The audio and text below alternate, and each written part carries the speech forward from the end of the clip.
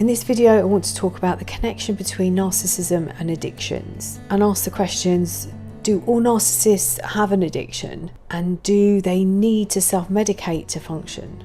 Hello, my name's Elizabeth Goddard from Revive Your Soul, and on this channel I talk about healing from emotional abuse, breaking free from the trauma bonds, from the invisible chains that keep you trapped.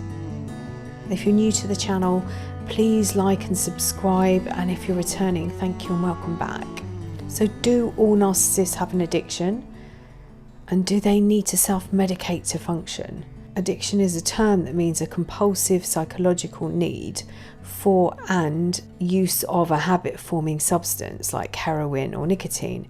It's characterised by the tolerance and well-defined psychological symptoms upon withdrawal. It has also been used more broadly to refer to compulsive use of a substance known by the user. Addiction to a substance or to a pastime is a distraction to numb pain. A person with a narcissistic personality disorder or who's high up on the spectrum will go through their life motivated by one specific agenda. They experience something traumatic at a young age, and their subconscious mind decided to abandon itself in an attempt never to experience that again. They need constant praise, attention and recognition to soothe their fragile self-esteem, and they calculate every move and they evaluate every person who enters their life to ensure they will not experience the wounds of abandonment, shame or guilt. In public, they may display an arrogance or an entitlement, but underneath that mask, they are plagued with self-doubt and self-loathing. And it is this that makes it impossible for them to take responsibility for their own healing. They may use drugs and alcohol to cope with a mental health problem, and they can easily slip into dependency. And in fact, they're likely to do that if they don't get help. And anyone who has had any form of relationship with someone with this type of personality disorder will understand they will not take responsibility for their actions or believe there's anything wrong with them. Over their lifetime, they will have carefully constructed people around them who will be their fall guy. They have created an entourage of people who will sweep in and clear up the messes they create, and who have been trained to protect them. Environmental factors account for about 75% of the reason a person becomes a narcissist, or they have higher narcissistic traits. The causal elements highlighting the onset of narcissism can be traced back to dysfunctional parent-child relationships. And some of those factors include exposure to authoritarian or overly demanding parenting. And children end up feeling like nothing they do is good enough. And to compensate, they adopt narcissistic attitudes. Or inconsistent parenting. Children respond well to boundaries and consistency. So when the parent veers backwards and forwards between indulgence, neglect and authoritarianism, it creates confusion and uncertainty. So they escape to a self-centered fantasy life. Childhood physical, emotional or sexual abuse. Parental abuse is most likely to cause damage to a child's self-image and their self-esteem. But persistent abuse from any source, like a caretaker, a peer, extended family member, can have the same effect. And because their egos are so fragile, they numb the pain.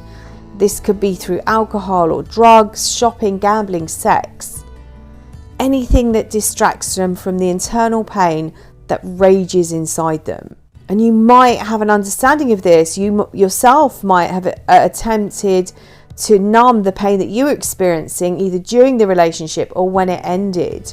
So are they a narcissist because of their addiction, or are they just a narcissist who has an addiction? The narcissist is empty. They need a supply of attention to validate who they are, that they are wanted and needed, and they are constantly playing with people and their emotions to ensure that they're never abandoned. And they self-medicate to hide the constant pain they experience. It might be through drugs or alcohol, or it might be through gambling. The chase or the distraction, looking for that win, calculating the odds.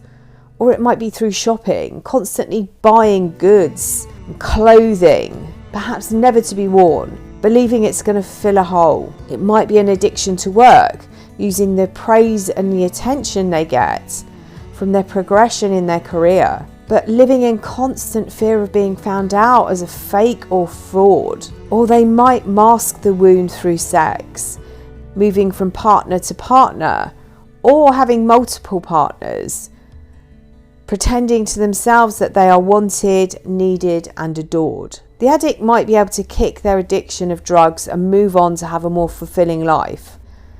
For the narcissist, the addiction is actually like a secondary addiction, because the primary addiction is the need for attention.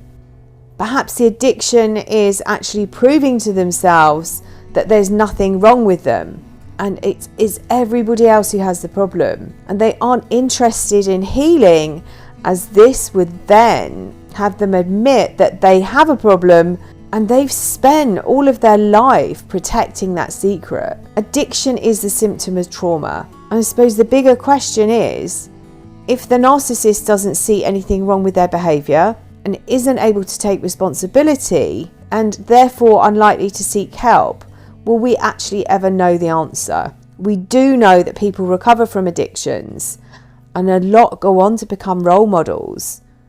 Are these narcissists? I hope you found this useful. If you'd like to find out more about working with me, you can visit my website reviveyoursoul.co.uk, or you can drop me an email, info@reviveyoursoul.co.uk.